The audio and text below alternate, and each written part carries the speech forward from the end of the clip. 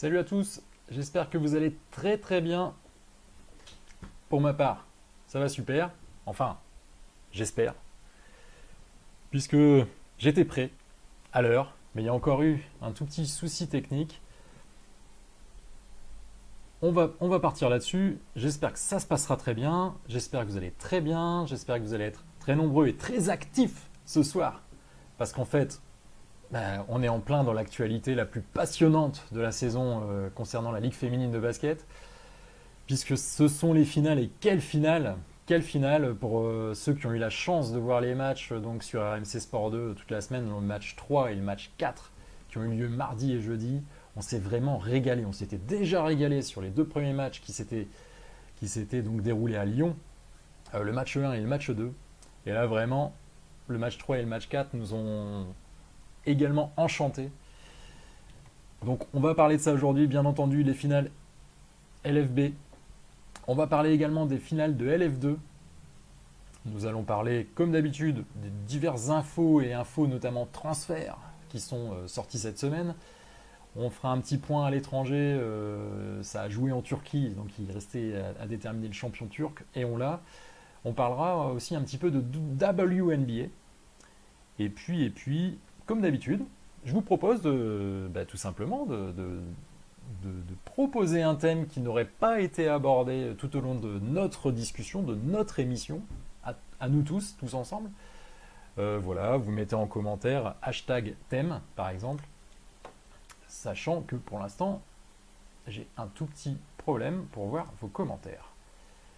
Ouais, donc, on va faire un truc, on va aller là-dessus. Puisque là même je vois même pas vos commentaires sur le retour PC. Voilà, ça y est, Adrien dit qu'il voit Montpellier en 5 matchs, tout de suite. Et on n'en est pas encore là, Adrien, on n'en est pas encore là. Donc je vois que vous êtes là.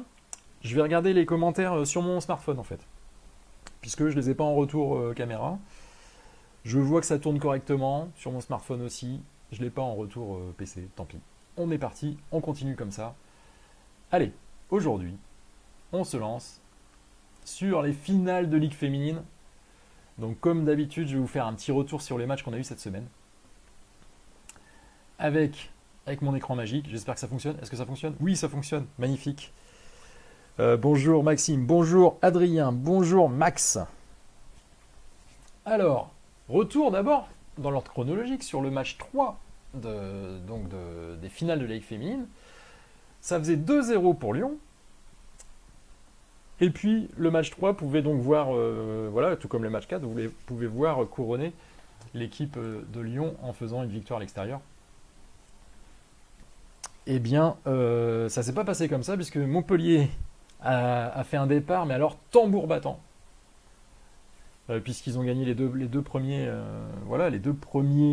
cartons 22-11 et 25-16, ce qui fait qu'à la mi-temps il y avait 47-27.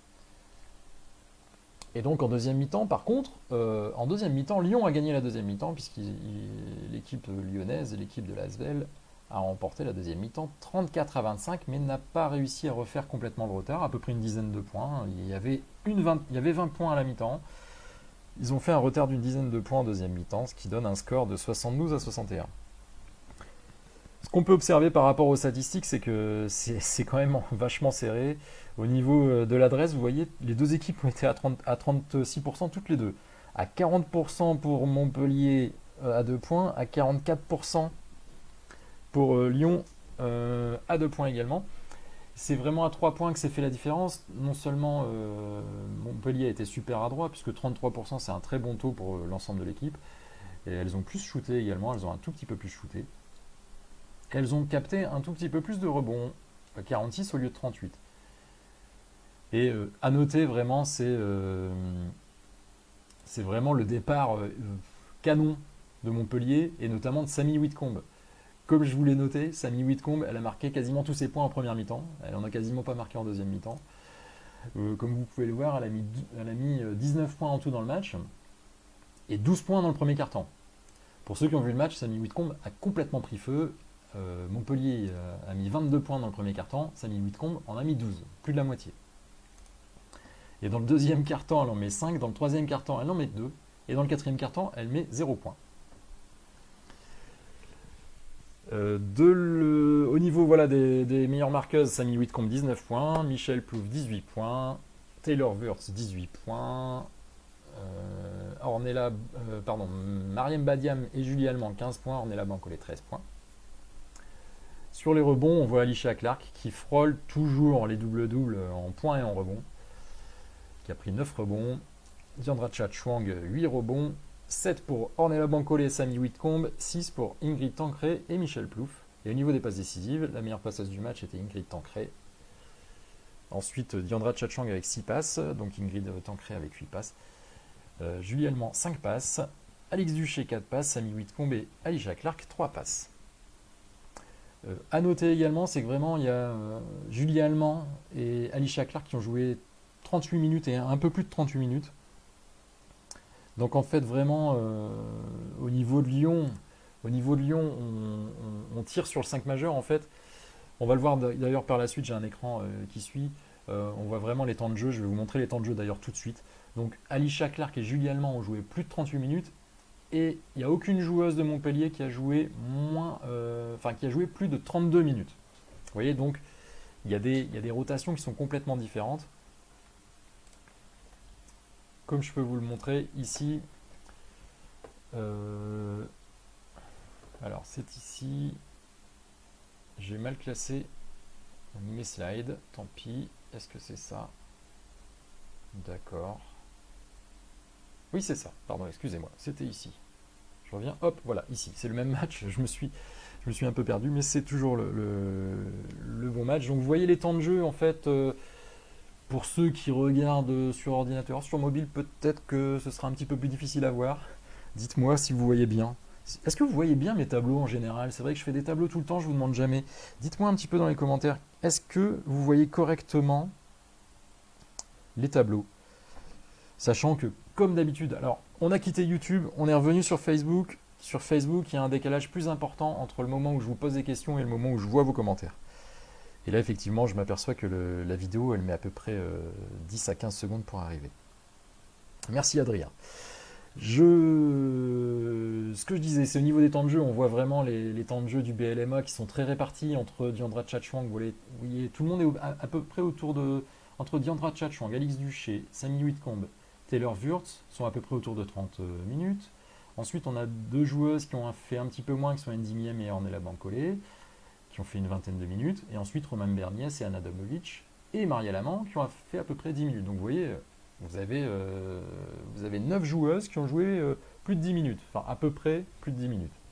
Et du côté de Lyon, là, c'est pas du tout la même chose puisqu'on tourne à 7.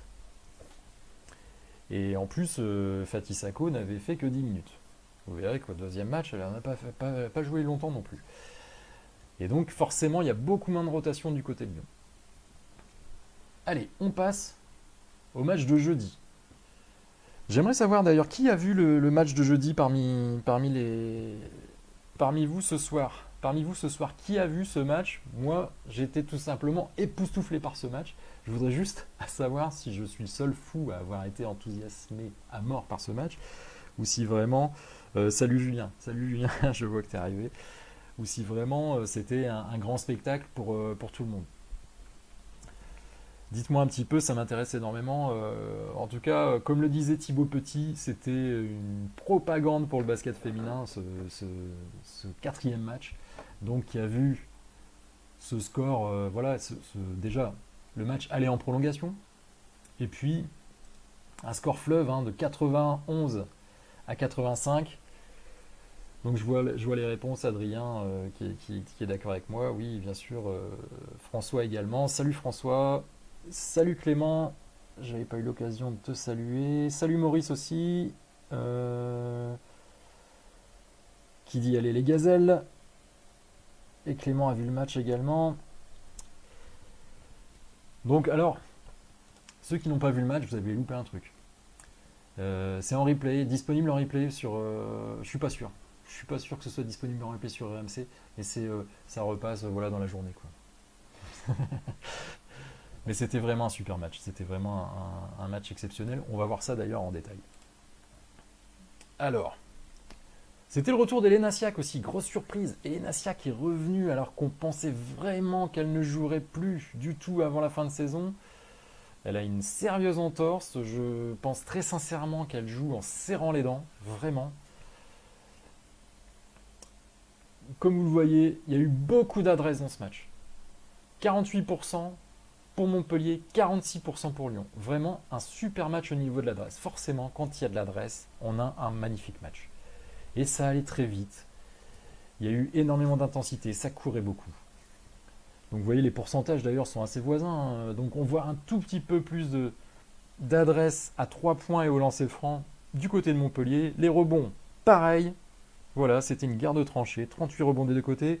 Les passes décisives, pareil. 24 passes décisives de chaque côté. Un match très collectif, comme souvent dans le basket féminin. C'est vrai que pour les gens qui aiment le basket féminin, c'est vraiment un basket assez différent, où on se passe plus la balle. Je le remarque vraiment. Pour la petite anecdote, j'ai regardé la finale d'Euroleague hier, CSKA Moscou face à Anadolu Efes, finale d'Euroleague masculine, donc qui a vu la victoire du CSKA Moscou de Nando De Colo. C'est sa deuxième Euroleague, félicitations à lui. Mais on voit vraiment que le jeu est beaucoup plus basé sur l'isolation, même sur les shoots longue distance, souvent, c'est le shooter qui se crée par un dribble, un espace de shoot, ou par un dribble et un step back, ou un side step, un espace de shoot. Chez les filles, c'est beaucoup plus rare. Même s'il y a quand même quelques joueuses qui se créent des espaces, on en parlera même un tout petit peu tout à l'heure, il y a une joueuse qui m'a pas mal impressionné. Mais vraiment, donc voilà, 24 passes décisives, et on voit vraiment que les beaux matchs de basket féminin, souvent, c'est des passes. On essaie de trouver les joueuses qui sont ouvertes et qui, elles, par des drives ou donc des pénétrations dans la raquette ou par des shoots ouverts, vont marquer. Et là, quand on a à la fois du collectif et en plus de l'adresse, ça donne un match magnifique. Et puis en plus, de la bagarre. De la bagarre au rebond, de la bagarre en défense. C'était vraiment pas portes ouvertes, il y avait vraiment de la défense des deux côtés. Salut Clément, salut Thibaut. J'espère que vous allez très bien. Je reviens sur le match. Donc oui, au niveau interception, c'est presque pareil. Au niveau des contres, voilà, c'est presque pareil aussi. Il y a juste une unité supplémentaire. Au niveau des balles perdues, c'est presque pareil aussi. Donc vraiment, on a eu un match très très blessé, très très très très serré. Je suis perturbé par un commentaire que je viens de voir arriver avec le mot blessé, forcément. Oui, retour d'Elena Siak, elle a joué 20 minutes, elle a fait 6 points, 4 rebonds, 2 passes décisives. C'était un retour, voilà, de façon raisonnable. On a vu qu'elle serrait les dents quand même, hein. Donc qu'elle va tenir le coup et qu'elle va surtout pas aggraver sa blessure. Donc Clément me demande si elle était blessée quand j'ai interviewé Elena Siak. Non, puisque c'était au moment du match à Saint-Amand qui a eu lieu, je crois, c'était vers la fin de saison, je ne me rappelle plus la date exacte, c'était en avril, ça c'est sûr, ça doit faire un peu plus d'un mois. Ça doit faire. Non, c'était pas en avril, ça devait être en mars, fin mars. Elle était en pleine forme, Elena Siak. Elle a marqué 19 ou 20 points ce soir-là. Elle a fait un énorme match. Et puis, non, elle s'est blessée juste avant la finale. Donc, c'est très récent. Et donc, oui, la vidéo est parue uniquement cette semaine. Mais comme l'émission Une carte à jouer, hein, pour ceux qui n'ont pas encore eu l'occasion de voir les vidéos, ce sera un format mensuel.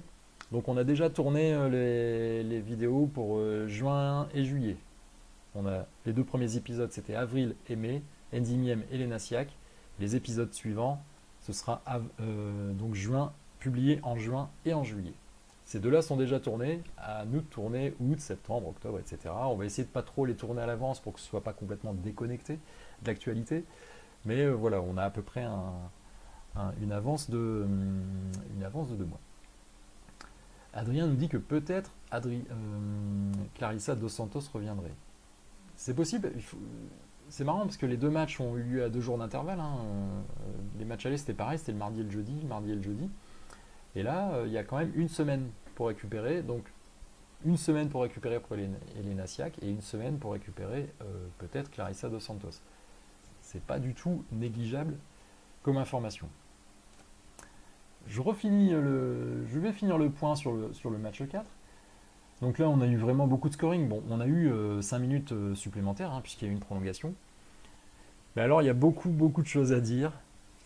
Andy Miem, 21 points à 63% de réussite. C'est quand même pas mal. Et elle a mis 8 points en prolongation, Andy Miem. Donc vous avez compris qu'elle a vraiment été présente pour faire gagner le match à son équipe.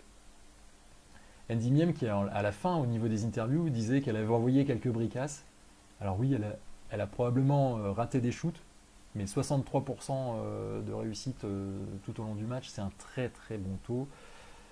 D'autant qu'elle a fait 3 sur 5 à 2 points et 4 sur 6 à 3 points. Donc vous voyez, 4 sur 6 à 3 points, c'est 60% de réussite, c'est pas mal. C'est juste au lancer où elle en a loupé, hein. Elle a fait que 3 sur 4, que 75%. Il y a une autre joueuse qui s'est vraiment signalée, c'est Ana Dabovic. Ana Dabovic, c'est assez... Moi, Ana Dabovic m'épate. Elle m'épate toujours. J'ai toujours l'impression qu'elle n'est pas super en forme, physiquement. Et là, elle a rentré tous ses shoots. Enfin, c'est impressionnant. Et en plus, elle a pris un coup de Fatih Sako, qui a été exclu d'ailleurs pour ce coup de coude. Elle a vraiment pris un coup là dans la pommette gauche, elle a été sonnée, et après elle a mis tous ses shoots. Je ne comprends pas. Je ne comprends pas cette joueuse. 23 points, donc je vous remets l'écran. 23 points, à 72%, Ana Dabovic. Elle a mis tous ses shoots à 2 points, 4 sur 4, et elle a mis 4 sur 7 à 3 points. Je regarde les commentaires, je vois que ça s'anime un tout petit peu. Adrien Dabovic était énorme, bien entendu. Alix aussi, oui. Alix aussi. Alors, Olivier nous dit plus simple de se remettre d'une entorse que d'une déchirure musculaire de plusieurs centimètres. Il faut tenter le coup pour Clarissa Dos Santos sans s'attendre à des miracles au niveau de la production. Jeu basé sur la mobilité. Oui, Clarissa Dos Santos, c'est sa grande force.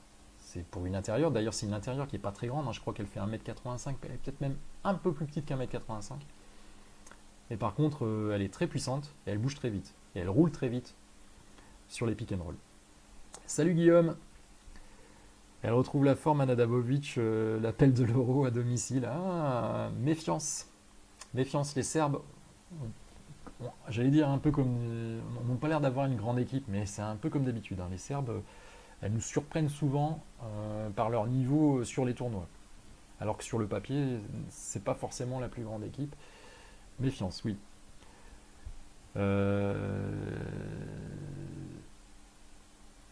Alors, ça, je n'ai pas compris et personne ne l'a expliqué. Sako n'a pas pris de disqualifiante, mais une anti-sportive. Ouais, mais Sako, elle a pu mis un seul pied sur le parquet. Pourquoi? Je vais d'ailleurs vous montrer... Je finis avec cet écran-ci et ensuite je vous montre les temps de jeu. Je voulais juste aussi signaler la performance d'Alisha Clark, qui a encore fait un double-double, hein. Je crois que c'est son deuxième ou son troisième dans les finales. Et puis, voilà, 13 points, 12 rebonds, 7 passes décisives. Est-ce qu'Alisha Clark est capable de nous faire un triple-double? Ce qui est exceptionnel, ce qui serait exceptionnel. Ça arrive très très rarement dans le basket féminin. Ça arrive très souvent en NBA, mais en NBA, il joue 48 minutes, hein. Et puis, il y a beaucoup plus de possessions. Sur un match comme celui-ci, il y a eu énormément de possessions. J'ai pas trouvé la stat, je ne sais pas si elle est trouvable. Ce match, ça se voit. Le rythme qu'il y a eu dans ce match, il y a eu énormément de possessions. Je pense, voilà, plus que des matchs classiques de garçons. Vraiment, c'était un match de très très haut niveau intensif, de très haute intensité physique, hein. Les filles ont été énormes. Alors Adrien me dit que c'est peut-être une punition de Mori. Ouais. Dabovic, une joueuse clutch, a déjà démontré par le passé, et même à cette occasion avec un shoot en fin de match contre Basketball de fin mars. Mais c'est au niveau mental, Ana Dabovic, elle doute de rien, quoi. C'est vraiment respect. Petit point quand même aussi sur Andy Miem, hein. C'est pas la première fois qu'on confie la gagne, ou en tout cas des paniers importants à Andy Miem en fin de match. Là, elle a assuré. Et vraiment, la prolongation, elle bascule avec ses deux shoots à 3 points notamment. Je repasse sur l'écran. On voit au niveau des rebonds, voilà, c'est Ornella Bankole et Alicia Clark qui ont dominé. Les deux ailières en fait, hein. Enfin pas intérieures, hein, deux ailières fortes mais très athlétiques et très performantes d'ailleurs qui sont all-around en fait, qui sont deux joueuses qui se ressemblent pas tant que ça mais qui savent bien attaquer et bien défendre, hein, toutes les deux. Et voilà, au niveau de la passe, c'est Alicia Clark qui a été la meilleure. Donc vraiment très gros match d'Alicia Clark. Je vous montre l'écran suivant avec les temps de jeu. Et on voit que Fatih Sako, voilà, elle a fait également 9 minutes 44. On voit que Pauline Salagnac, elle a pas joué tant que ça non plus, elle a fait que 18 minutes. Et donc vous avez des temps de jeu qui explosent. Michel Plouffe 45 minutes, Aïcha Clark 45 minutes. Donc, pour la faire courte, Michel Plouffe et Aïcha Clark n'ont pas quitté le terrain. Elles ont joué tout le match. Ensuite, on a Julie Allemand qui a joué 39 minutes, Mariam Badiam qui a joué quasiment 40, et Ingrid Tancré qui a tourné un petit peu justement sur le poste. C'est curieux d'ailleurs, oui, j'allais dire qu'elle a touché, elle a effectué la rotation sur les postes extérieurs, mais on s'aperçoit qu'en fait ça a joué petit, effectivement, et je me rappelle que parfois il n'y avait qu'une seule grande sur le terrain du côté de Lyon. Puisque Pauline Salignac et Ingrid Tancré sont rentrées, forcément, ont pris du temps de jeu à Mariam Badian. Et de l'autre côté, on a vraiment bénéficié du retour d'Elena Siak. Parce que, rappelez-vous, Maria Lamant, qui avait fait presque 10 minutes au match 3, là, elle n'a fait que 2 minutes. Puisque Elena Siak a fait près de 20 minutes. Et donc vraiment, on tourne toujours à 9. Et donc avec une joueuse qui arrive et qui est, même si elle est blessée, Elena Siak, elle fait quand même beaucoup de bien d'ailleurs. Ça s'est vu de toute façon hein, quand elle était là. Et puis c'est une arme de dissuasion. Et donc vous voyez la répartition et vous voyez les taux de réussite. Hein. Vous voyez c'est TT%, ça c'est les tirs réels, hein, donc les tirs hors lancer franc. Donc le pourcentage... Et c'est voilà, il y a Samy Whitcomb qui a, du coup, sur ce match-là, elle a un peu on l'a pas trop vu, elle a un peu sous-performé, elle a fait que 28%. Et Julie Allemand, très étonnamment, Julie Allemand qui est très à droite, à 2 points notamment, je sais plus, elle a des taux incroyables à 2 points, je crois à 80% à 2 points, Julie Allemand. Là, elle a eu que 12% de réussite.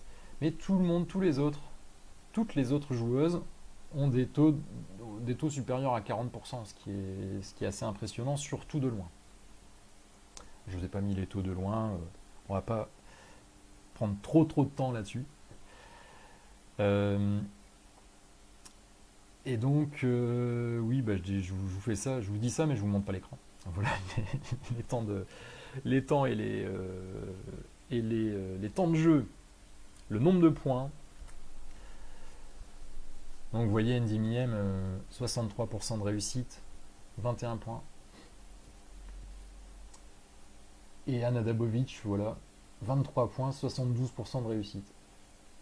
De l'autre côté, Mariam Badian, 24 points, 52% de réussite. Elle a shooté de loin aussi, Mariam Badian. C'était vraiment un très très grand match. On s'est régalé. Alors je vais vous poser des questions maintenant.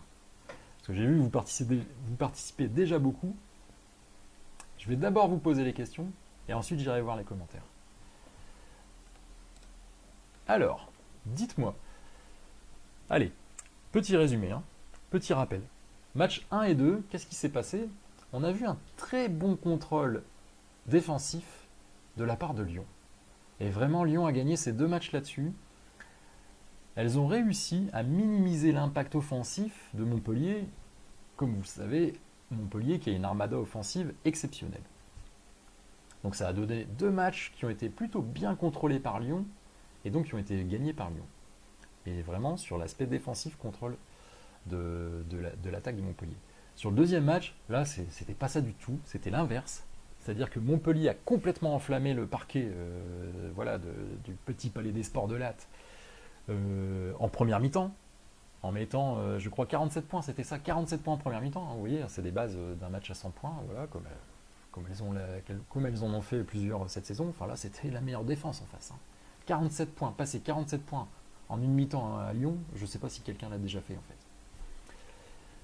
Donc ça, c'était le match 3. Et le match 4, alors là, c'était encore autre chose. C'était une explosion, un duel au sommet, les deux équipes au sommet de leur art. Beaucoup de points, mais beaucoup de points des deux côtés, beaucoup d'adresses des deux côtés, beaucoup de duels, beaucoup d'intensité des courses, beaucoup de possession. D'après vous, est-ce que...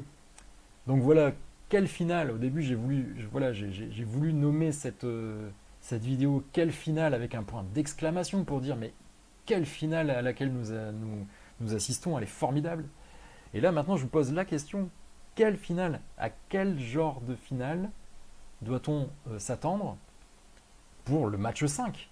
Est-ce que ce sera comme les matchs 1 et 2, vraiment contrôle défensif d'une équipe sur l'autre, alors plutôt de Lyon?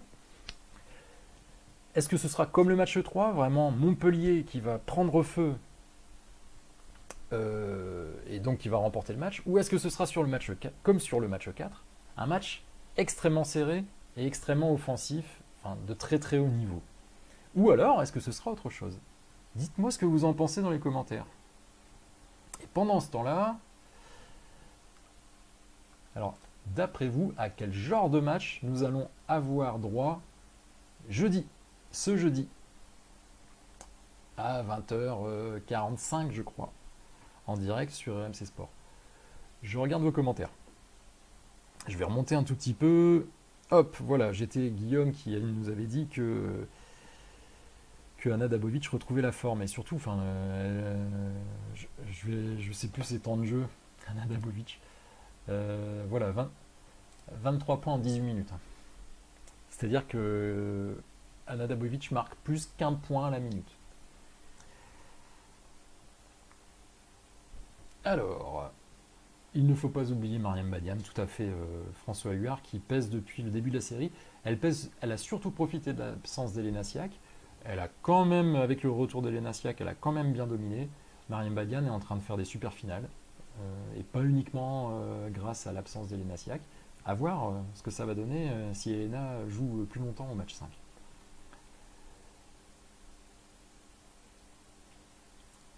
Alors, Olivier donc remet en question un petit peu l'apport de Fatih Sako.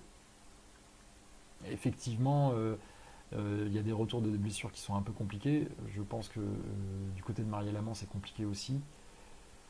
Mais ce sont des joueuses qui peuvent faire du bien. Là, elles ont eu l'occasion de revenir. Sur un match 5, ce sont deux joueuses intérieures qui sont intéressantes. Alors, là, je vois que vous discutez entre vous. Ah oui, sur l'antisportive, oui. Donc, a priori, mais c'est assez curieux. Personne ne l'a vu, effectivement. Donc, apparemment, ni les commentateurs, ni les caméramans ont vu que c'était une disqualifiante pour Fatima Toussako.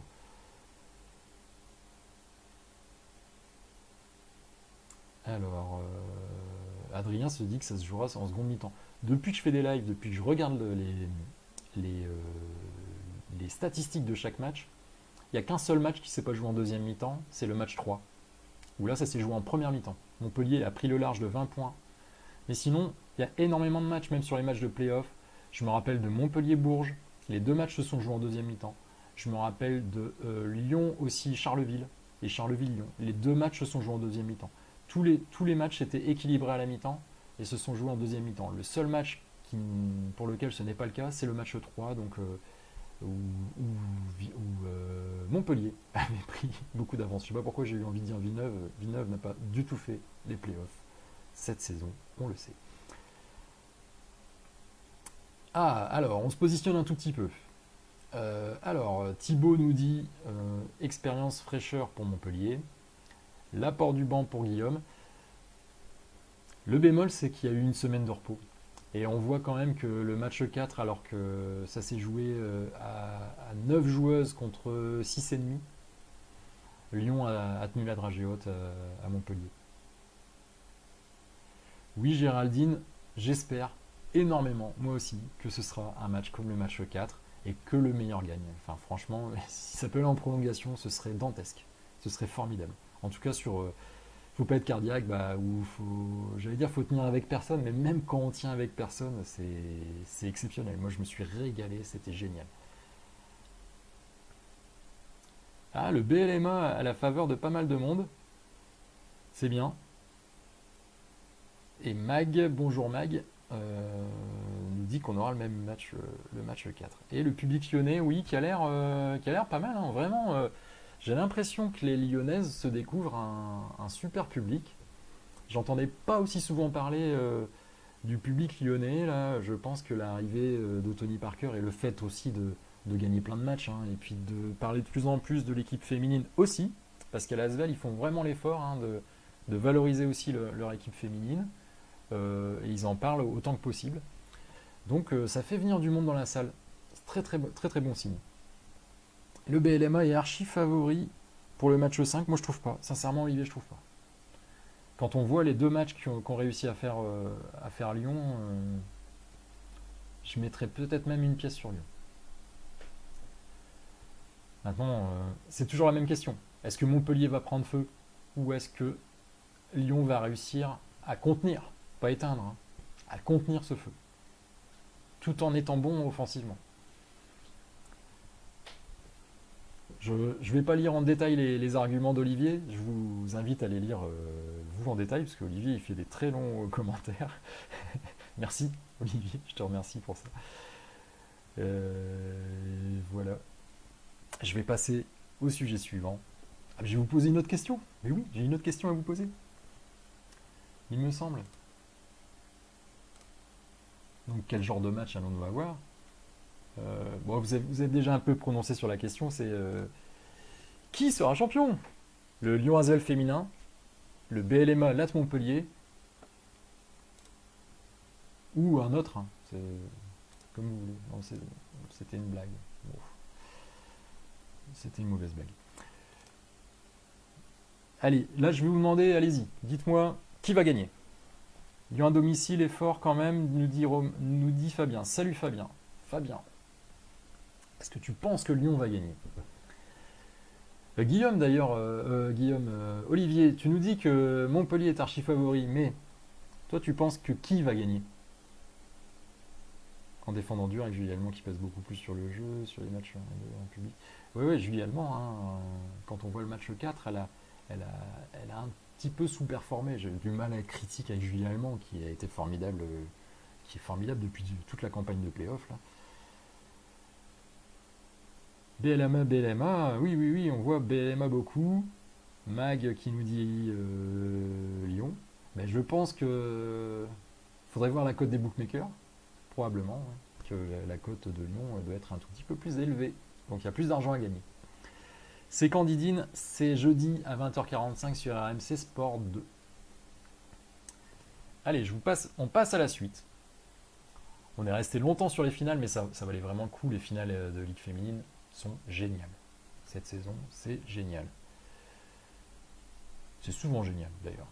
Cette saison, c'est encore au-dessus, mais c'est souvent génial. On passe à la Ligue 2.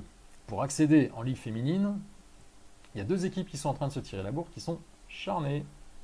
Donc Charnay, c'est tout près de Mâcon, dans le sud Bourgogne, et Toulouse. Toulouse, ancien pensionnaire de la Ligue féminine. Donc elles se sont jouées samedi. Les deux équipes se sont jouées samedi. C'est Charnay qui a remporté la victoire. Et comme on l'a évoqué tout à l'heure, ça faisait 25 partout à la mi-temps. Donc ça s'est encore une fois joué en deuxième mi-temps. Avec un gros apport notamment de Keyona Hayes, dont on avait un petit peu parlé la dernière fois, puisque en fait les deux intérieurs, que ce soit du côté de Charnay ou du côté de Toulouse, ont beaucoup pesé dans les demi-finales, ont été très performantes dans les demi-finales. Donc face à Angers et face à Montbrison. À voir aussi que donc double-double de Keyona Hayes, puisqu'elle a marqué 17 points, 10 rebonds, 23 dévals. Elle a fait un gros chantier, on la retrouve en deuxième position au niveau du scoring et en première position au niveau des rebonds. Salut Caro. Le TMB, le Toulouse Métropole Basket, a failli au niveau des 3 points. Ça fait en partie la différence puisqu'elles n'ont scoré qu'un tir sur 14 tentés à 3 points. On voit ça fait vraiment une différence, alors qu'en face c'était pas une énorme adresse, mais 22%, voilà, c'est assez correct. 100% au lancer franc, ça peut compter aussi, hein, face à 71%, qui n'est pas un très bon taux non plus. Hein. Donc on voit quand même que ça s'est joué sur les 3 points et sur les lancers francs. Au niveau des rebonds, léger avantage à Charnay. Au niveau des passes décisives, léger avantage à Toulouse. Au niveau des interceptions, c'est presque pareil. Au niveau des balles, des contres, là il y a eu beaucoup plus de contres, enfin sensiblement plus de contres du côté de Toulouse, 5-3. Au niveau des balles perdues, c'est sensiblement la même chose, un tout petit peu plus du côté de Toulouse. Les meilleures joueuses au niveau des statistiques, Laetitia Guapo, qui fait une saison et une campagne de play-off de très haut niveau. Vraiment, là 20 points, elle est souvent la meilleure scoreuse de Charnay cette saison. Donc Keyona Hayes en deuxième position et Mademoiselle Jensen, dont j'ai oublié le prénom, du côté de Toulouse avec 17 points. Sylvie Gruzinski avec 14 points. Ensuite, au niveau des rebonds, Keyona Hayes et Mademoiselle Jensen qui se sont bagarrés dans la raquette, c'est 2 postes 5 tous les deux. Et au niveau des passes décisives, c'est Lucie Carlier qui a été la meilleure passeuse du match avec 5 passes décisives. Je regarde, je vois que ça s'anime pas mal sur les commentaires. Il y a eu une série de 14-0 sur la fin de match, nous indique Guillaume, je ne l'ai pas vu. Mais effectivement, sur le quatrième quart-temps, il y a un 27-18. Donc il y a 10 points d'écart qui sont creusés par Charnay. Un rouleau compresseur au quatrième quart-temps. Ah, bonne question. Charnay remplit-il tous les critères pour jouer en Ligue féminine de basket 6 victoires finales? Donc question concernant la structuration et notamment la structuration financière du club. Effectivement, Charnay, entre guillemets, c'est un petit club qui, en tout cas sur l'image qu'on en a. Maintenant, je ne sais pas si quelqu'un a des infos à ce niveau-là. C'est vrai que tous les ans, il faut effectivement satisfaire un certain nombre de critères, et notamment financiers, pour pouvoir accéder à la Ligue féminine. Guapo à 20 points par match, Laetitia Guapo.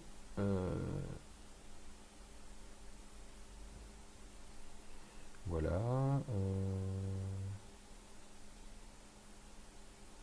Bonsoir Laurent. Salut Laurent, j'espère que tu vas très bien. D'ailleurs, j'ai une question à vous poser au niveau de la Ligue 2. Hop, on va à la Ligue 2. Alors, je vous mets un petit peu le programme. Donc, le match 2, c'est mardi, c'est demain, à 20h à Toulouse.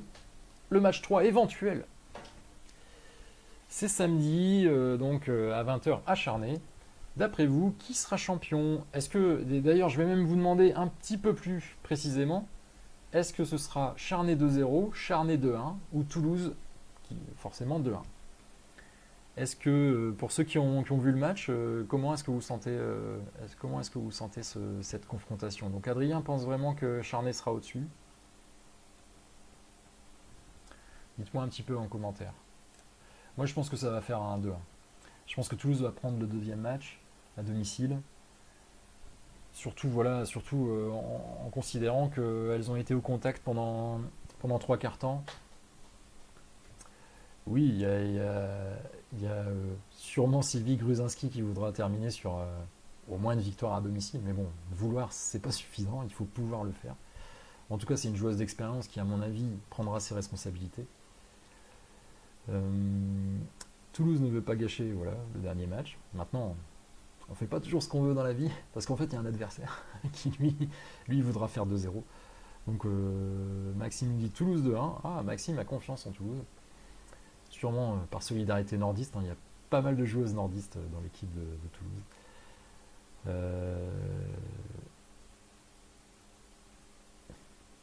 D'accord, ok. Bon, je regarde un petit peu vos commentaires. Il y a un petit peu des deux. Il y a quelques personnes qui croient en un retour de Toulouse, d'autres qui pensent que Charnay va vraiment faire office de rouleau compresseur. Charnay a fait quand même une saison superbe, une fin de saison superbe, mais Toulouse aussi. Donc, ce sera très intéressant à observer. Allez, on va passer au sujet suivant. Merci encore de votre participation. Je vois vraiment que c'est très actif ce soir.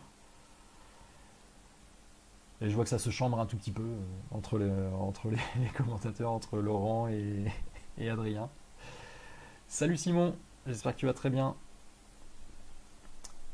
Nous allons passer donc au sujet suivant, donc les infos et mercato. Allez, de quoi on parle? Hop, infos et mercato. Il y a un sujet que j'ai abordé la dernière fois qui était les trophées de Ligue féminine de basket et j'ai oublié de parler des coachs. Et donc je vais tout de suite vous mettre à contribution. Qui voyez-vous? Qui est votre favori? Voilà, parmi les coachs qui sont nommés, lequel voudriez-vous, pour lequel vous voteriez si vous aviez le droit de vote en fait, tout simplement. Donc les coachs sont élus, hein, le meilleur coach de la saison est élu par ses pairs. Emmanuel Baudy du côté de La Roche-Vendée, Valérie Demory du côté de Lyon-Asvel et Stéphane Lett du côté de Landerneau. Est-ce que vous avez un favori? Alors, je vais me mouiller moi aussi. Moi, je suis. En fait, je dirais qu'il y a deux manières de voir les choses. Quel est le coach qui a réussi à le mieux faire jouer son équipe au-dessus de son niveau, ou en tout cas au-dessus du niveau attendu? Et là, moi, je voterais pour. Si c'était ça la question, je voterais pour Emmanuel Baudy. Parce qu'en fait, La Roche, je l'ai déjà dit plusieurs fois, au moment du début de saison, la manière dont a recruté La Roche, avec des joueuses étrangères pas très connues et des joueuses de Ligue 2, pour rappel, Clémentine Sanson et Sohana Lucé, et les joueuses pas très connues, Uju Ugoka et puis Jasmine Bailey. Et les 4 joueuses ont fait une super saison, notamment. Plus voilà l'apport d'Océane Montpierre, qui était prêtée par Bourges. Et puis les quelques joueuses qui étaient restées en place. Vraiment, Emmanuel Baudy a réussi à donc finir 5e de Ligue féminine, là où La Roche, on les attendait plutôt dans les play-down. Stéphane Lett a fait une très belle saison aussi avec Landerneau, puisque quand on est promu, forcément, même avec l'apport de joueuses d'expérience, on n'attendait pas forcément Landerneau dans les playoffs. Mais, des fois, quand même, je trouve qu'il faut voter pour le meilleur coach, même s'il a la meilleure équipe. Et moi, je trouve que Valérie Demory, c'est un super coach. Et puis, et je pense qu'il mérite d'être récompensé cette année, notamment. Alors, je ne sais pas s'il va être champion. On ne sait pas s'il va être champion, mais en tout cas, Lyon a été la meilleure équipe. Lyon joue super bien collectivement aussi. Il y a des joueuses que moi, je n'attendais pas à ce niveau-là. Julie Allemand en fait partie, donc on ne peut pas penser que le coach est complètement étranger à la progression assez spectaculaire de Julie Allemand. Elle n'a peut-être pas progressé énormément, mais en tout cas, peut-être maintenant elle a une demi-seconde d'avance, là où elle était peut-être un petit peu au même niveau que les autres, mais c'est vraiment en vitesse et en vision et en qualité de passe où Julie Allemand, et en plus en qualité de shoot, en efficacité. Donc moi vraiment, je dirais Valérie Demory. Allez, donnons le titre de meilleur coach à celui qui a gagné, qui a été en tout cas à la tête de la meilleure équipe. Et aussi, il ne faut pas oublier que Lyon a eu quand même quelques blessures, notamment en fin de saison. Et là encore, elles n'ont pas un effectif complet. Et ça se bagarre encore très très bien face à Montpellier. Donc vraiment, bravo à toute l'équipe, bravo au coach. Je vois qu'il y a beaucoup de Stéphane Lett parmi les commentaires.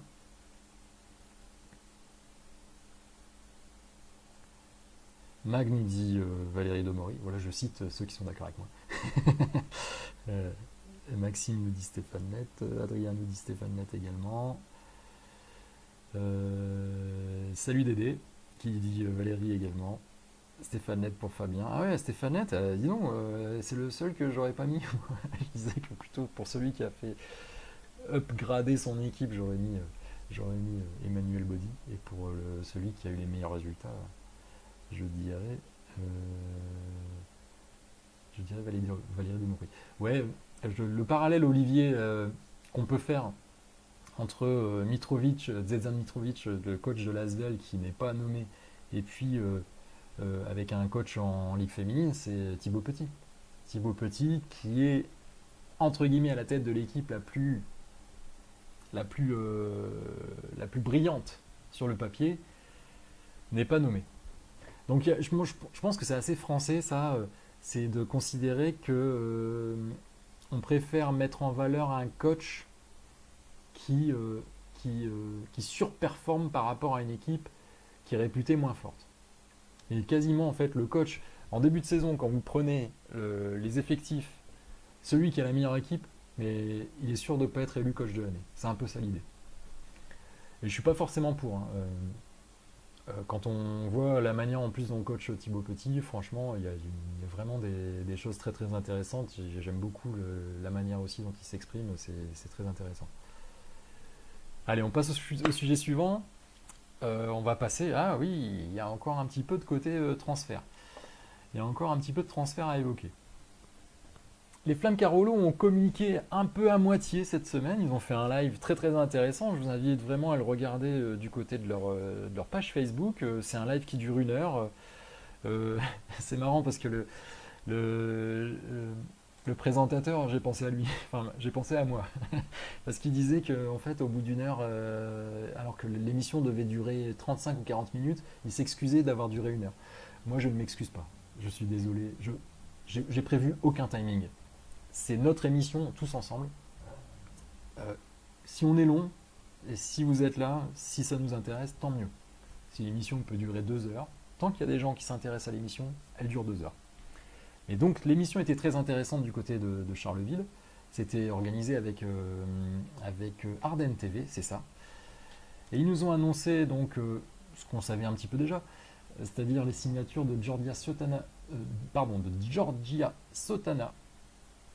et de Kim Mezdag. Le retour de Kim Mezdag à la Caisse d'Épargne Arena, une joueuse très très très appréciée au niveau de Charleville et même au niveau de la France du basket féminin. Amel Boudera et Sarah Chevaujon avaient été annoncées en continuité. Il n'y a pas eu vraiment de... Enfin voilà, il y a 7 joueuses, les 7 autres joueuses sont annoncées sur le départ. Même s'ils sont voulus un petit peu évasifs sur la question, il est possible, ont-ils dit, qu'il y ait peut-être 1 ou 2 joueuses qui soient rappelées pour prolonger à Charleville. Ils nous ont dit aussi qu'il y avait des joueuses qui étaient en cours de signature ou signées à Charleville et qui sont actuellement en train de disputer la finale. Il y a certains noms qui ont été donnés. Je vous laisse le loisir de donner quelques scoops si vous en avez sur le recrutement de Charleville. Donc les joueuses qui sont en train de jouer la finale actuellement. Qui va signer à Charleville? Est-ce que vous avez des infos là-dessus? Je vais continuer. Donc au niveau de Charleville, on fera un point plus tard, quand ce sera plus officiel et quand nous auront refait un petit peu plus leur revue d'effectifs. Et justement, c'est ce qu'a fait Bourges la semaine dernière pendant que je faisais mon live ou 30 minutes avant que je fasse le live. Donc allez, on va en parler cette fois-ci très méthodiquement. Les arrivées, c'est Eline Eldebrink qui nous vient de Salamanque, qui est déjà passée donc, dans notre ligue féminine à Tarbes et à Villeneuve. Anna Dabovic, qu'on connaît très bien, qui est en train de faire des finales de ligue féminine très très convaincantes. Qui est une joueuse redoutable bien entendu. Donc elle signe 1 saison, Eline Eldebrink 1 saison, Isabelle Yacoubou, ça avait été annoncé il y a quelques semaines, 3 saisons, Marissa Coleman 1 saison, Alexia Planière 1 saison. Quand même on peut remarquer une chose, c'est qu'il y a uniquement Isabelle Yacoubou qui est sur la durée. Toutes les autres joueuses qui arrivent, c'est 1 saison. Continue au club Alexia Chartereau, Sarah Michel, Elodie Godin, Iliana Rupert et la petite Jade Amaoui. Et au niveau des départs, qu'on connaissait déjà en grande partie, au niveau des départs, c'est Marie-Joannes à Lasvel, Christine Omvinia à l'USK Prague, Michel Plouf à Basketland, Nayo Rencock, je ne sais pas où, et apparemment ça n'a pas été dit. Si vous avez des infos sur la destination de Nayo Rencock, ça m'intéresse, et Kebi Sharp à Villeneuve. Je vous pose la question, vous l'avez sûrement déjà vu. Que pensez-vous de ce mercato, j'ai oublié le haut. Que pensez-vous de ce mercat de Bourges? Dites-moi. Alors, je vais regarder vos commentaires parce que j'ai vu que vous avez beaucoup participé. Salut Stéphane, salut Célia. J'espère que vous allez très très bien. Alors, voilà, on était sur le. Là, Thibaut Petit est quand même emmené par son équipe en finale en Eurocup en playoff. Voilà, déjà le parcours sportif de Montpellier est très très fort cette année. Il aurait pu être mieux. Il est peut-être quatrième ou cinquième. Ce qui se passe, c'est que tous les votes sont faits et on ressort juste les trois premiers qui sont ressortis des votes. Et ceux-là sont nommés. Donc en fait, on connaît déjà au niveau de l'organisation, on connaît déjà le vainqueur. Recrutement intéressant à côté Carolo, à voir qui sera la 5 US. C'est vrai qu'ils ont annoncé une intérieure américaine avec un 1 et un 1. Oui, Guillaume, j'ai vu Agnès Saint-Gest, nouvelle présidente de Bourges, c'était dans les tuyaux et ça a été officialisé. Merci Guillaume. Officiel depuis cet après-midi. J'ai pas vu l'info, mais j'ai vu ton commentaire. Merci Guillaume. Très léger recrutement de la part de Bourges par rapport à très gros départ. Ouais, c'est. Est-ce que Dédé, tu es supporter de Bourges? Je serais assez curieux. Je sais que les supporters de Bourges étaient déjà assez inquiets de voir partir Marine Joannès, de voir partir Pierre Fossé. Avec là en plus, oui, Christina Ouvina, hein, c'est pas une super nouvelle. Hein. Franchement, le départ de Christina Ouvina, je trouve que c'est pas évident à remplacer. Catherine Plouffe et Nayo Rencock, qui étaient juste les deux dernières MVP de Ligue féminine. C'était une bonne tactique de Bourges de recruter à chaque fois la meilleure MVP de Nantes et de Ligue féminine. Voilà, moi je suis un petit peu comme vous, je vois qu'il y a beaucoup de scepticisme sur le recrutement de Bourges et en plus un recrutement à court terme. Hein. Vraiment, ce sont des joueuses d'expérience quand même. Eline Eldebrink, je pense qu'elle a une trentaine d'années, elle a peut-être 31 ou 32 ans. Anna Dabovic a 29 ans si ma mémoire est bonne. Isabelle Yacoubou a 32 ans je crois. Marissa Coleman a aussi la trentaine. Alexia Plagnard doit être plus jeune quand même. Alexia, je pense elle doit avoir 25 ans. On garde quand même Sarah Michel, Alexia Chartereau, Elodie Godin. Iliana Rupert qui montre vraiment de l'épaisseur. Donc on a quand même 4 joueuses voilà, qui sont solides. Maintenant, voilà, effectivement, quand on voit l'armada de Lasvel qui se dessine l'année prochaine, Bourges a l'air d'être vraiment en retrait. Et aussi, je trouve que a priori l'effectif s'affaiblit. Je dis bien a priori, parce qu'après il faut voir comment on prend la mayonnaise. À Bourges, en général, on arrive quand même toujours à intégrer les gens et puis ça performe. C'est quand même un petit peu toujours le côté club, en fait, la force du club qui arrive à faire performer, ou en tout cas à faire, voilà, à faire jouer les joueuses à un très bon niveau et à un très bon niveau collectif. Mais vraiment, oui, année charnière pour Bourges l'année prochaine. Est-ce que c'est une année de transition d'avoir plein de joueuses qui signent un an? C'est-à-dire qu'en fait, c'est plutôt un recrutement à deux bandes. C'est-à-dire qu'on prépare l'année prochaine, on recrute des joueuses très expérimentées qui vont faire le boulot pendant un an pour peut-être l'année suivante essayer d'engager des joueuses sur du plus long terme. C'est un point d'interrogation. Vraiment, on peut se poser cette question. Salut Benjamin, je lis vos commentaires. Dédé n'est pas supporter de Bourges, mais de Montpellier.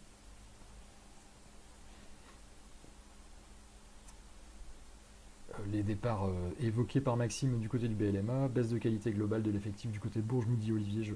C'est un peu la sensation que j'ai, effectivement, forcément. C'est plus sur la perte que sur le recrutement. Bon, c'est pas du tout un manque de respect aux joueuses qui sont recrutées. On voit que c'est des joueuses de très bon niveau, enfin voilà, même des légendes. Hein. Sincèrement, Isabelle Yacoubou ou Anna Dabovic, d'une certaine manière, sont des légendes dans leur pays. Isabelle Yacoubou, c'est notre pays, hein, c'est en France. c'est une légende. Ok, alors beaucoup de gros départs bien entendu. Les vrais postes 5, c'est vrai que là c'est plutôt Alexia Chartereau et Elodie Godin qui étaient sur les postes 5 et Iliana Rupert un petit peu occasionnellement. Oui, Laurent, j'ai pensé à toi quand je parlais des MVP du MRB. Oh, Yves est à Riga. Riga, c'est en Lettonie. T'es déjà prêt pour l'Euro, Yves? Bonsoir, Yves, en tout cas. Oui, c'est vrai aussi. Oui, très bonne remarque de la part de Dédé. Euh, Point d'interrogation avec Sarah Michel et Elodie Godin qui reviennent de grosses blessures quand même. Ça va. C'est toujours une question à se poser hein, quand on a des joueuses qui sont blessées très sérieusement. Voilà, c'est pas facile pour tout le monde de revenir. Alors, oula, Elodie ne revient qu'en novembre-décembre. Ah ouais, c'est énorme. Je vois l'information de Guillaume.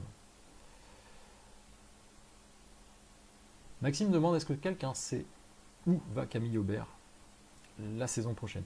Il y a pas mal d'équipes. J'ai vu notamment au niveau de Montpellier, hein, j'ai vu des noms qui ont un peu circulé. Il y a quand même pas mal d'équipes qui n'ont pas encore énormément communiqué sur leur recrutement. Salut Benoît. Allez, on passe à la suite. On va se retrouver au niveau de l'étranger. Alors la semaine dernière, j'avais fait un petit panel de tous les champions étrangers. Il nous manquait la coach de l'équipe de France et puis sa nouvelle meneuse. Puisque Fenerbahçe, l'équipe de Valérie Garnier et Bria Hartley maintenant on va l'appeler puisque elle est française, euh, a remporté le championnat de Turquie face à Kukurova ou Çukurova, comment ça se prononce avec le CCD. Mais c'est le 14e titre pour Fenerbahçe. Vraiment, en tout cas, bravo. Voilà, on peut féliciter nos deux Françaises de Fenerbahçe. Je dis françaises, enfin, ouvrez les guillemets, effectivement, Bria Hartley est nouvelle française. Mais voilà, je sais que Valérie Garnier, parfois, elle est exposée étant donné qu'elle est sélectionneuse de l'équipe de France et je sais qu'elle est parfois contestée, mais n'empêche que Valérie Garnier, elle gagne le championnat de Turquie. C'est pas donné à tout le monde, bravo à elle. Et Bria Hartley a fait une très belle saison à Fenerbahçe, donc c'est quand même de bon augure d'avoir une joueuse comme ça. Et puis en tout cas, le duo coach et sa meneuse, c'est toujours très très intéressant. Et je vous ai mis deux petits trucs de WNBA, puisque là, en fait la WNBA ça commence vendredi. Donc voilà, jusque je sais plus exactement quelle date, je crois que c'est en octobre hein, que ça se termine la WNBA, en tout cas les playoffs. Et puis j'ai vu une info assez retentissante, puisque Liz Cambage qui avait fait une super saison de WNBA l'an dernier, elle écrasait tout sur son passage, qui avait fait un super mondial, rappelez-vous, avec l'Australie, qui nous avait fait beaucoup de mal à nous, mais pas qu'à nous. Donc elle a été échangée, hein, vous savez comment ça fonctionne là-bas aux États-Unis, comme sur le modèle de la NBA. Ce sont des échanges, elle a été échangée contre 4 joueuses et des pics de draft. Enfin voilà, l'équipe je dis elle file à Las Vegas, elle était où? Elle était à Dallas, je crois. Je ne l'ai pas noté, j'aurais dû. Hein. Je pense qu'elle était à Dallas et donc Dallas a récupéré 4 joueuses en échange avec des pics de draft sur les prochaines saisons. Et puis donc Liz Cambage qui se retrouve à Las Vegas. Et la question que je vous pose, puisque c'est en train de commencer, notre championnat est en train de se terminer, les Coupes d'Europe sont terminées, on va avoir quand même l'Euro qui va nous occuper pas mal les semaines suivantes, mais est-ce que vous voulez qu'on parle de WNBA, notamment dans les lives, et puis sur l'ensemble finalement des supports de WeBasket, que ce soit sur Facebook, sur le site est-ce que ça vous intéresse qu'on parle de WNBA un peu, beaucoup, passionnément, énormément ou pas du tout? Je suis très curieux de connaître votre retour parce que moi je suis de loin. En général, la WNBA l'an dernier, je l'ai suivi de loin. On a vu une très très belle saison de la part des Seattle Storms et notamment avec nos joueuses donc Sammy Whitcomb, Alicia Clark et Kalina Lewis qui ont remporté le titre du côté de Seattle, emmené par Breanna Stewart qui est blessée. Là, j'ai vu d'ailleurs que j'ai vu que les bookmakers ne donnaient pas Seattle en favori cette saison, notamment à cause de la blessure de Breanna Stewart. Oui, me dit Yves. Ok.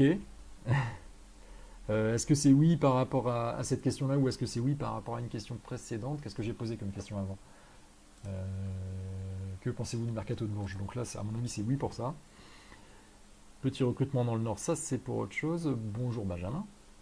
Je n'avais pas eu l'occasion de te saluer. Parler des matchs de Marine, oui, c'est vrai qu'on va avoir une Française. Alors, on avait déjà l'an dernier Andy Miem qui a assez peu joué, qui est parti en cours de saison. Je souhaite à Marine Johannes qu'elle puisse vraiment jouer beaucoup là-bas. Laurent n'est pas fan. Il y a quelques joueuses qui jouent en France. Donc, je pense on fera un petit peu on regardera la WNBA sous ce prisme-là. Apparemment, Kim Mesdag est pressenti aussi pour faire les camps d'été et possiblement jouer en WNBA. Je crois qu'il y a Nayo Rencock aussi. Donc les joueuses qu'on connaît, je pense qu'on fera des petits focus sur elles. Sachant que la WNBA c'est assez long aussi, il y a pas mal de matchs. Et on parlera forcément, je pense, au niveau des playoffs, même si nous, de notre côté, ce sera à recommencer. Donc cet été, probablement qu'on parlera un petit peu de WNBA. Entre un peu et beaucoup. Pourquoi pas, Olivier. Et ça, oui, c'est quand même un point sur lequel l'aide est bienvenue. Parce que je suis vraiment pas un spécialiste de la WNBA. Si quelqu'un pouvait m'aider à faire du contenu, ce serait très appréciable. Voilà, histoire de combler entre l'euro et la reprise, Benoît, tout à fait, c'est un petit peu ça, d'autant que les transferts seront un peu passés.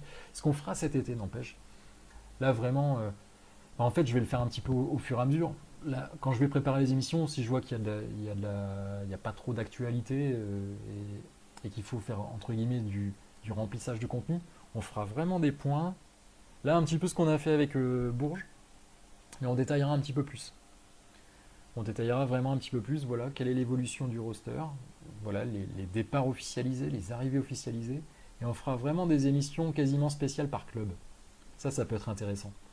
On a 12 clubs en Ligue féminine, on va avoir un nouveau club qui va arriver à la place de Mondeville, et donc il y a de quoi faire 12 semaines, vraiment club par club. Je regarde, ça continue. Parler des matchs de Marine Johannes, alias la Stéphane Curé, la française, nous dit Maxime. Pas spécialiste, mais grand fan, dit Fabien. Salut Fabien, je ne crois pas t'avoir salué ce soir. Ok, bah écoutez, on regardera un petit peu ce que ça donne. Et Post-Up fera 2 articles par semaine sur la WNBA. Justement, j'en profite. On arrive à la fin de l'émission, comme d'habitude. Je vous propose de donner un thème s'il n'y a pas eu de thème, s'il y a un sujet que vous auriez souhaité aborder ce soir et qui n'a pas été abordé, allez-y. À chaque fois je remets mon polo là, je sais pas pourquoi, quand je me penche ça fait des plis. Peu importe. Pendant ce temps-là, j'ai pris un petit papier parce que j'oublie, et pourtant c'est important, mais j'oublie fréquemment de dire merci. Alors pendant que vous me proposez un thème sur les commentaires, mettez-moi un petit hashtag thème si vous voulez parler de quelque chose. Pendant ce temps-là, je souhaite remercier chaleureusement actuellement Noé Barr, qui écrit beaucoup d'articles pour WeBasket, qui m'aide beaucoup, je trouve ça super, il écrit bien, donc merci Noé. Je remercie Samuel, qui actuellement est stagiaire dans mon entreprise, et donc il contribue, il ne travaille que pour WeBasket. Et c'est lui qui a fait les montages des vidéos, notamment une carte à jouer. Je sais plus, mais bon, enfin voilà, il est en train de préparer d'autres montages. On est allé voir le kiné emblématique de l'équipe de France, garçon et fille, Thierry Faquez. On est allé le voir à Berck et on vous sortira dans les prochaines semaines une interview très longue et très passionnante un entretien qu'on a eu avec Thierry Faquez. Et c'est donc Samuel qui est en train de faire le montage et il fait des trucs que moi je ne peux pas faire. Il est vraiment très bon à ce niveau-là. Donc merci Samuel, donc merci Noé, merci Samuel. J'en profite aussi pour remercier Laetitia, Priscilla qui ont fait des articles aussi, quelques petits articles pour WeBasket, ça permet vraiment, et puis Simon également, je remercie Simon également pour l'article qu'il a fait, et sans oublier, alors là je vais pas nommer tout le monde, mais merci à tous ceux qui ont aidé WeBasket et qui ont écrit des articles, qui ont fait des vidéos depuis 3 ans, donc il y a du monde, je pense qu'il y a une douzaine de personnes qui ont participé. Je remercie tout particulièrement Dorine Besson et Thibaut Paki. Vraiment, Thibaut, merci, j'oublie pas. J'oublie pas. Dorine, merci, j'oublie pas. Ce sont deux journalistes professionnels qui ont énormément travaillé, qui ont donné beaucoup à WeBasket. Maintenant, ils sont tellement journalistes professionnels qu'ils n'ont plus le temps. Et ils sont tellement talentueux qu'ils travaillent pour d'autres. Mais j'oublie pas, merci, merci à tous. Et donc la mention spéciale, et c'est pour ça que j'y ai pensé, merci Guillaume. Merci Guillaume Lavigny et Thibaut Lasserre de Post-Up. C'est les copains. Merci pour votre camaraderie. Merci pour toutes les petites choses qu'on fait ensemble voilà, au niveau des infos du basket féminin, etc. La collaboration qu'on peut avoir entre WeBasket et Post-Up, c'est super. Donc, y a-t-il eu des thèmes? Donc je remercie tout le monde. Voilà, c'est un peu... on est chez Jacques Martin, je sais pas. Donc, hashtag Final Espoir. J'ai oublié Olivier. Mais oui, Lyon a gagné son propre titre. Lyon a fait le back-to-back au niveau de la Finale Espoir et a battu Bourges en Finale Espoir. Donc bravo à elle.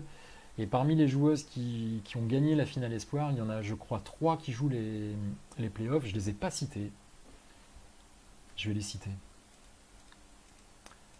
On a vu Marie Pardon qui avait disputé la finale de Coupe de France U18. Et parmi les espoirs, il y a, je crois, aidez-moi si je dis des bêtises.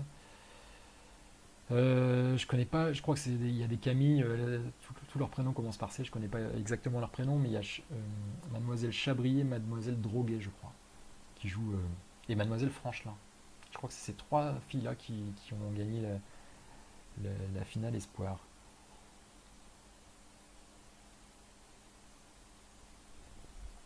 Mais j'ai pas vu Marie Pardon dans la finale espoir. Peut-être que c'est un oubli de ma part. Et effectivement, Franchelin, pardon. Les stars de demain, justement, Benjamin, c'est peut-être un petit peu ça. C'est peut-être un petit peu ça le sujet. Moi, je pense à quelqu'un, n'empêche. Je vais essayer de poser une question. Pas mal le hashtag de Benjamin, là. Hashtag les stars de demain. Alors, il y a plusieurs manières de le voir.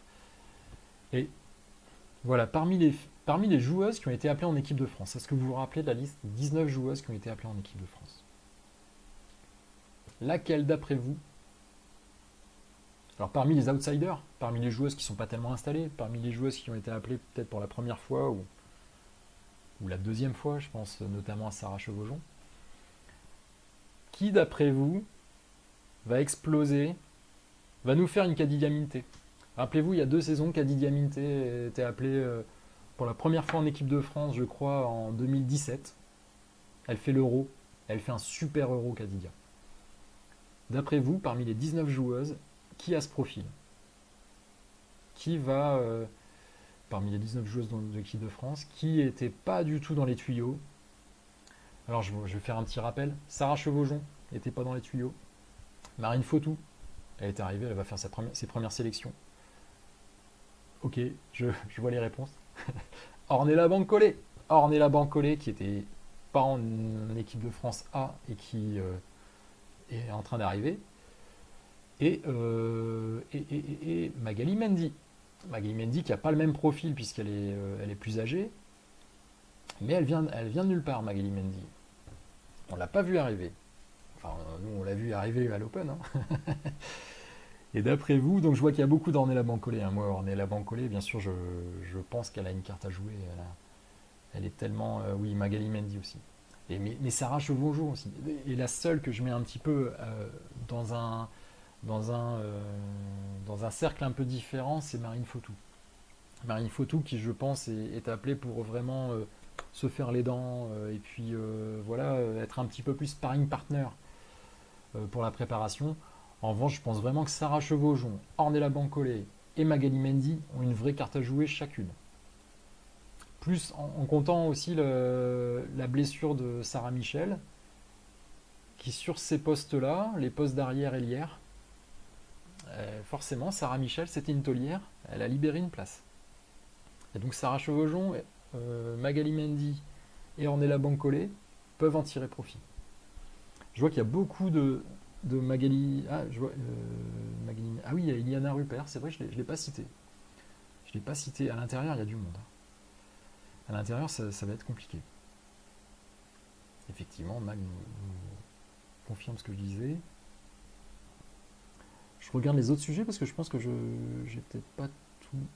Ouais, si c'est bon. J'ai pas raté de commentaires. Le 3-3 nous dit Benoît. J'ai vu qu'il y avait des informations qui étaient sorties au niveau du 3-3. Le 3-3, c'est pas par mépris, mais je pense qu'on en parlera plus cet été déjà, puisque justement la compétition de 3-3, je crois, se joue en septembre. Je ne sais plus exactement à quelle date, donc et il y a des tournois pré-tournoi mondial. C'est le tournoi mondial du 3-3. Je vais en parler quand même. Tournoi mondial du 3-3 cette année à Amsterdam. Je suis en train de me dire, c'est pas très loin de chez moi. C'est pas impossible que j'aille au tournoi, donc à la Coupe du Monde du 3-3 cette année, qui je crois est en septembre, mais j'ai complètement oublié la date. Mais je pense que c'est pas en juin, c'est plus tard. Et actuellement, donc ça se prépare pour faire une tournée, pour faire un tournoi en Chine. Et j'ai vu que Jenny Fouasso ne participera pas à ce tournoi 3-3, donc c'est la même équipe, c'est-à-dire Minia Touré, Marie-Ève Paget et Sarah, non pas Sarah, pardon, Anna Philippe. Et donc plus Alice Nayo qui va remplacer Jenny Fouasso, et elles vont faire un tournoi en Chine, et ensuite c'est cette équipe-là qui sera emmenée à la Coupe du Monde. Je vois que ça continue, donc comme je vous le dis, habituellement je reçois les commentaires un tout petit peu en retard, je vois qu'effectivement Ornella. Ornella, ce qu'il y a de très intéressant avec elle, c'est vitesse, jump, qualité athlétique, je pense hors du commun. Et s'il fallait répondre à la vraie question d'ailleurs de Benjamin, quelles sont les stars de demain? Moi j'ai pensé à Ornella Bancolé tout de suite.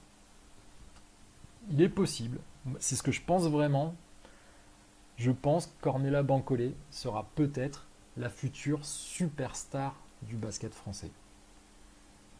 La manière dont elle joue là maintenant à 21 ans, elle est déjà capable d'être dominante. Petite mention au fait, j'avais dit que j'en parlerai tout à l'heure, Alix Duché s'impose comme meneuse titulaire, là, dans les finales. C'est la meneuse titulaire. Elle a fait un super match 4. Alix Duché, qui n'est pas forcément une meneuse scoreuse, qui est plus une meneuse gestionnaire qui fait jouer les autres. Il y a plusieurs fois où elle a pris ses responsabilités, elle a enquillé les 3 points. Elle aussi, elle a contribué en scorant à la victoire de son équipe. Grosse prise de responsabilité, vous avez ces deux joueuses-là quand même. Qui aurait cru que quand on voit l'Armada de Montpellier, avec plein de joueuses niveau international d'expérience, Ornella Bancolé et Alix Duché soient aussi performantes en fait cette saison. C'est là aussi où on peut rendre, je pense qu'on peut rendre hommage aussi au coach par rapport à ça. Parce qu'il les a fait jouer, il leur a donné des responsabilités. Et donc je parlais du côté athlétique d'Ornella, et allez voir ses stats à 3 points. Et regardez son niveau technique dans le handle, dans le shoot. Si elle continue de progresser, ça va être injouable. Ça va être injouable. Donc moi, c'est la manière dont je le vois. Ensuite, il y aura peut-être d'autres joueuses. Il y en a Rupert sur un poste différent. C'est moins criant sur un poste d'intérieur, ça se voit moins. Sur la vitesse notamment. Donc peut-être qu'Iliana Rupert sera une très très grande joueuse aussi. Je regarde les commentaires. Ouais, c'est curieux, hein, effectivement, Dédé. Elle a été retenue l'an dernier, et je pense que c'était un peu... elle a fait la Coupe du Monde quand même, finalement. Au début, je me suis dit qu'Alix allait être un peu, voilà, pour venir dans les camps de préparation, pour être comme je disais, en sparring partner, un petit peu comme Marine Fautou. On ne sait jamais. La chose qui est différente maintenant, c'est Braya Hartley. Cette année, il y a Braya Hartley qui est venue pour être poste 1. Et donc, je pense qu'il y a moins de place pour une jeune meneuse cette saison. C'est Marine la star et future star. Ben oui, et d'ailleurs c'est pour ça qu'on dit pas future star pour Marine Johannes, parce qu'en fait c'est déjà une star. Et ça, je pense qu'on l'a vu notamment cette année en Euroleague. Cette année en Euroleague, Marine Johannes, d'ailleurs quand vous voyez un petit peu les publications de la FIBA, ils ont vite compris. Ils ont vite compris, joueuse la plus spectaculaire, c'est la joueuse la meilleure pub pour le basket féminin. Donc Marine Johannes. Et c'est pour ça que je ne la mets pas dans la case des futures stars. Pour moi, c'est la star aujourd'hui. Si vous prenez quelle est la joueuse qui apporte toute la lumière sur le basket féminin français, c'est Marine Johannes. C'est elle la star. Et elle est en train de remplacer, au niveau médiatique en tout cas, Céline Dumerc, qui est encore une star et qui joue encore et qui est encore très forte. Hein. Mais voilà, le fait de justement avoir passé le flambeau au niveau international, au niveau de l'équipe de France, maintenant l'affiche, la tête de gondole de l'équipe de France, c'est Marine Johannes. Et donc, faire des vidéos sur la concentration à l'arrivée des filles de l'ESBVA jusqu'à l'échauffement. Pourquoi juste de l'ESBVA? J'aime bien moi ces vidéos-là qui sont un peu avant, l'entrée sur le terrain. On en fera ça. On en refera. J'en ai déjà fait un petit peu moins cette saison. On avait fait justement avec le SBVA au moment de l'entrée, c'était au moment du titre. Je l'avais fait un petit peu avec Arras. C'est des moments très sympas et vous voyez qu'en fait il y a une manière de se concentrer, mais il y a aussi une manière de se relâcher. Souvent, les joueuses avant l'entrée sur le parquet, elles s'amusent beaucoup. Oui, retour d'Ingrid Tancré, effectivement, à la place, alors à la place d'Alix Duché, je ne sais pas, mais en tout cas, par rapport au stage de l'an dernier, il n'y a pas Alix Duché, il n'y a pas Amel Boudera. Donc c'est Braya Hartley, Marine Fautou, et on vient de la citer,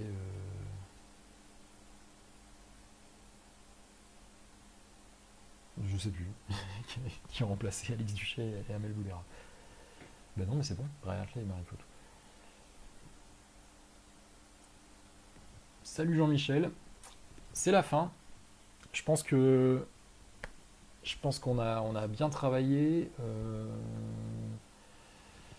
On doit avoir à peu près 1 heure de live. Ça, je ne l'ai pas. Mais c'est bon, c'est pas grave, peu importe. Je vous remercie. N'oubliez pas, pour ceux qui ne l'ont pas fait, allez réclamer votre vidéo sur les 5 joueuses de Ligue féminine, les 5 super joueuses que nous avons rencontrées. Alix Duché, Amel Boudera, Maud Bédénou, Clarence Jaldi-Tabdi et Pauline Littard pour la vidéo Joue la comme Proust. C'est une longue vidéo, très très quali, on a passé beaucoup de temps à la faire, j'ai passé beaucoup de temps à la faire, donc c'est un vrai cadeau que je vous fais. En contrepartie, je vous demande juste de me donner votre adresse email et moi comme ça, je peux vous envoyer des emails, notamment pour les lives, pour les vidéos, notamment pour l'avant-première, si vous voulez avoir les avant-premières des émissions Une carte à jouer, à chaque fois moi je vous envoie un mail pour vous dire hop, soyez les premiers à regarder l'émission Une carte à jouer. Donc moi ça me permet notamment d'être plus en connexion avec vous, parce que les réseaux sociaux, il y a beaucoup d'informations qu'on met nous sur les réseaux sociaux, moi et mes petits camarades, et vous en voyez pas tant que ça, à part ceux qui sont abonnés, ceux qui ont actionné les petites cloches sur YouTube, ceux qui sont allés cliquer sur voir en premier ou bien recevoir une notification sur Facebook, mais on s'est aperçu qu'il y a énormément d'informations qui n'arrivent pas forcément à destination. Donc c'est pour ça qu'on vous demande une adresse email, comme ça on vous envoie les infos, on ne vous bombarde pas d'emails. De toute façon, je pense que parmi les gens qui sont là ce soir, il y en aurait beaucoup de désinscrits si jamais j'envoyais beaucoup trop d'emails, et on n'a quasiment pas de désinscrits. Donc voilà, je vous invite à aller voir, à réclamer cette vidéo si vous ne l'avez pas encore fait. C'est dans la description, comme d'habitude. Je remercie absolument tout le monde pour la participation. Aujourd'hui, c'était encore dantesque. Il y a eu plein de super commentaires. Merci à tous. Vive le basket féminin.